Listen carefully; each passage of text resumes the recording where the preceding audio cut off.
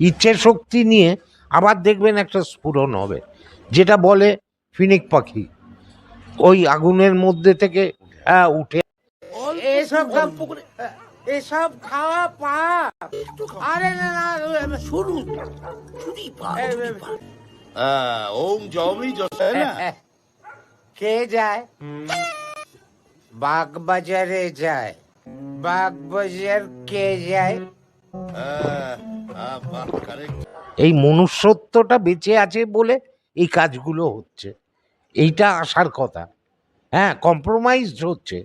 পৃথিবীর কোথাও ভালো সুস্থ নাটক আপনি দেখাতে পারবেন না। নমস্কার, ডিবি নিউজে আপনাদের স্বাগত।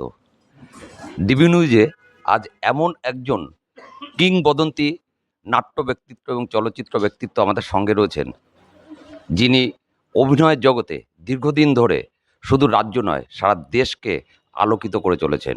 হ্যাঁ, আমাদের সাথে রয়েছেন বিশিষ্ট নাট্য ব্যক্তিত্ব চলচ্চিত্র অভিনেতা শ্রী প্রদীপ ভট্টাচার্য। প্রদীপবাবু, ডিবি নিউজে আপনাকে স্বাগত। নমস্কার। আজকে এই বর্ণমালার এই রকম পরিবেশে যে ওরা নাটক করে, এটা আমাকে প্রাথমিক স্তরে মুগ্ধ করেছে।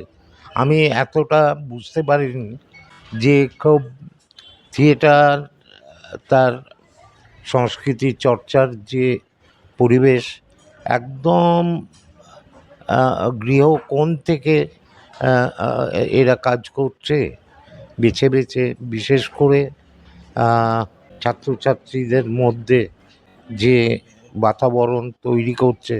আজকে খুব অসুস্থ সময়, তো তার মধ্যে সংস্কৃতি চর্চা একটা বড় দরকার। কারণ এই সংস্কৃতির চর্চাই মানুষের মনটাকে বড় করে দেয়, আলোকিত করে, জ্ঞানের ভাণ্ডার খুলে দেয়, জানবার কৌতূহল তৈরি করে। অভিনয়ের জগতে আপনার কত বছর? প্রায় 55-56 হয়ে গেল। শুরুটা তো নাটক দিয়ে, তারপরে চলচ্চিত্র। না না, চলচ্চিত্র অনেক পরে। অনেক পরে? আমার শুরুয়াত 60-এর দশকে, শুরুয়াত। সিনেমা সিরিয়াল নিয়ে আমার কোনো উচাটন ছিল না, কৌতূহলও ছিল না। আমি কলকাতার বাইরে থেকেই, বহরমপুরে থেকেই আমি আমার যে পেরিফেরি, যে ভৌগোলিক অবস্থান, তার মধ্যে থেকেই আমি আমার থিয়েটার খুঁজে নেওয়ার চেষ্টা বরাবর করেছি, এবং যেটা কলকাতার সঙ্গে কোনো সময় মেলেইনি বা মেলে না। আমার বেড়ে ওঠাটা ওটাই, কলকাতার নয়। যে এই এই এই ভাবনাটার একজন দিক নির্দেশকারী মানুষ দুদিন আগে চলে গেলেন, তার নাম হরিমাধব মুখোপাধ্যায়। হরিমাধবদা বালুরঘাটে নিষ্ঠা ভরে মফস্বলের থিয়েটার যে মেরুদণ্ড সোজা করে তার নিজস্বতাকে প্রকাশ করে, এইটা কিন্তু প্রমাণ করেছিল। মানে কলকাতার রেপ্লিকা নয়, কলকাতার নাটকের পুনর্নির্মাণ নয়, নিজস্ব নির্মাণ, সেই অঞ্চলের মানুষদের দিয়ে, সেই অঞ্চলের সংস্কৃতি দিয়ে। মফস্বলে কি নাট্য চর্চা আগের তুলনায় একটু কম? এটা সর্বত্র কম, পৃথিবী জুড়ে কম। আমরা খবর রাখি না, তাই। কেন কমছে? কেন? বাজার অর্থনীতির জন্য। মানুষ যেখানে বিক্রি হয়, প্রত্যেকটা জিনিস যখন বাজার দখলের লড়াইয়ে পর্যবসিত হয়, পণ্যে পরিণত হয়, হ্যাঁ, সমস্ত দিকে আপনি লক্ষ্য করুন। আপনি নোবেল প্রফেশন শিক্ষা, নোবেল প্রফেশন স্বাস্থ্য, মানে ডাক্তার, ডাক্তার দ্বিতীয় ভগবান, তারা আজকে কোন পর্যায়ে দাঁড়িয়ে আছে? তাদের সামাজিক ভূমিকা কি? শিক্ষকদের ভূমিকা কি? আপনি জেনারেশন দিনের পর দিন নষ্ট হচ্ছে, আপনি কি বলবেন? সেখানে দাঁড়িয়ে সংস্কৃতি চর্চা করা এবং তাকে মেরুদণ্ড সোজা করে তার ইচ্ছে পূরণ করা। সংস্কৃতি মানে মনের যাবতীয় ইচ্ছেগুলোকে তার রূপ দেওয়া, প্রকাশ করা নির্ভীকভাবে, কিন্তু আজকে নির্ভীকতার সঙ্গে কি নাটক সেই কথা বলতে পারছে? পারছে না, তাহলে পারছে না, নানা রকম ভয় আছে। এবং সেই ভয়টা কে দেখাচ্ছে আপনি জিজ্ঞেস করুন তাদের, সে বলবে না কেউ তো ভয় দেখাচ্ছে না, কিন্তু ভয় পেয়ে বসে আছে, অজানা ভয়। ওর জন্যে ওইটা আমার ক্যান্সেল হতে পারে, ওর জন্যে আমার সরকারি হল পাবো না, অমুকে অমুক করব না। এটা কিন্তু কেউ এসে তাকে বলে দেয়নি, নিজেই নিজের ভয়ের সামাজিকভাবে তৈরি করে নিয়েছে।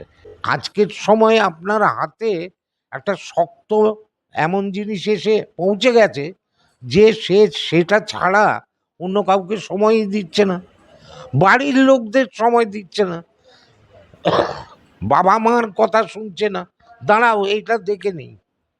নানা জিনিসের মধ্যে ইন্ডিভিজুয়াল লেভেলে মানুষ আটকে গেছে, ফলে তার যা হবার তাই হচ্ছে, ফলে সে থিয়েটারে অতটা সময় দিচ্ছেই না। তাহলে নাট্যচর্চার ভবিষ্যৎ কি? খুব আপনার মতো একজন অভিনেতা কি বলেন? সেটাই বলি, সামাজিক ইতিহাস যদি পড়েন, থিয়েটারকে, মানুষের ইচ্ছেকে কেউ কোনোদিন গলা টিপে বেশি দিন আটকে রাখতে পারেনি, কোনো কালেই না। এটা ইতিহাস বলে, হাজার হাজার বছর ধরে ঘটেছে। ফলে থিয়েটার তার সাময়িকভাবে মনে হচ্ছে যে আটকে পড়েছে, আটকে গেছে। এই মানুষেরই সমগ্র ইচ্ছে শক্তি নিয়ে আবার দেখবেন একটা স্ফুরণ হবে, যেটা বলে ফিনিক পাখি, ওই আগুনের মধ্যে থেকে উঠে আসা। পরিবেশ যতই খারাপ হোক, মানুষের ইচ্ছে শক্তিকে দমিয়ে রাখবে এমন শক্তি কিন্তু পৃথিবীতে হয়নি। মানুষই তৈরি করেছে ভয়ের জায়গা, আবার মানুষই কিন্তু এই ভয়কে জয় করে এগিয়েছে, এটাই ইতিহাস। ফলে নিরাশ হওয়ার কোনো কারণ নেই, মানুষ নিশ্চয়ই এগোবে, সংখ্যায় কম হবে। সেই মানুষগুলো এই গৃহকোণ থেকে, এই যে ঠাকুরনগরের বর্ণমালা যে কাজটা করছে, যে পরিবেশে করছে, তার চারিদিকে মঞ্চ নেই, নিজেরা মঞ্চ বানিয়ে গাছপালার মধ্যে থেকে তাদের সংস্কৃতি ডেভেলপ করছে, এটা কম বড় কথা নাকি? এখনো এখানে গ্রামের মধ্যে সংস্কৃতি চর্চা হচ্ছে, তার কারণ হচ্ছে এখানে এখনো মানুষের মনুষ্যত্বটা টোটালি বিকিয়ে যায়নি, বাজারি হয়নি। এই মনুষ্যত্বটা বেঁচে আছে বলে এই কাজগুলো হচ্ছে, এইটা আসার কথা।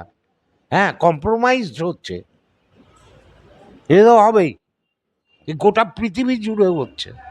কোথাও পৃথিবীর কোথাও ভালো সুস্থ নাটক আপনি দেখাতে পারবেন না।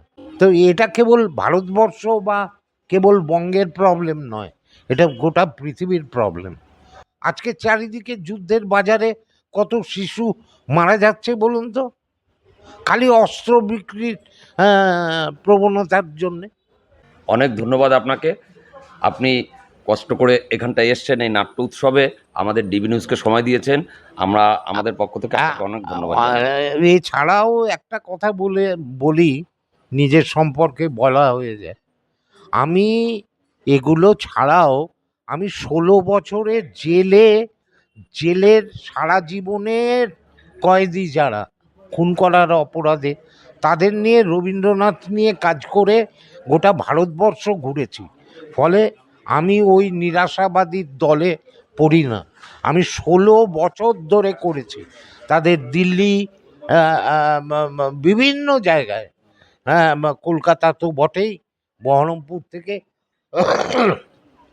সেই সব ছেলে মেয়েদের নিয়ে, অশিক্ষিত ছেলে মেয়েদের নিয়ে রবীন্দ্রনাথ করেছি প্রফেশনালি, এবং সেটা এনএসডিতে, দিল্লিতে, প্রগতি ময়দানে, ওয়ার্ল্ড ট্রেড ফেয়ারে, ইন্টারন্যাশনালি থিয়েটার, সেখানে সম্মানের সঙ্গে তারা করে এসছে।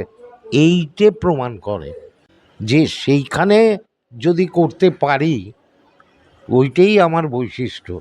আমার বৈশিষ্ট্য কেবল সিনেমা করা নয়, দুটো পাটের ওই কি বলবো, ওই হ্যালো তৈরি করা, ওটা আমার কাছে কেবলমাত্র কাম্য নয়। আমার কাম্য যারা মনুষ্যত্বের কাজ করছে তাদের কাছে যাওয়া এবং তাদেরকে উৎসাহ দেওয়া। অনেক ধন্যবাদ। আপনি আরও শিক্ষার্থী তৈরি করুন, আপনাকে দেখে উৎসাহিত হোক নতুন প্রজন্ম, তারা নাটক চর্চা এগুলো চালিয়ে যাক। আমরা ডিবি নিউজের পক্ষ থেকে আপনার সুস্থ জীবন কামনা করছি। অনেক ধন্যবাদ। অনেক অনেক ধন্যবাদ ডি নিউজকে এবং এই ঠাকুরনগরের বর্ণমালা নাট্য সংস্থাকে। Thank you. থ্যাংক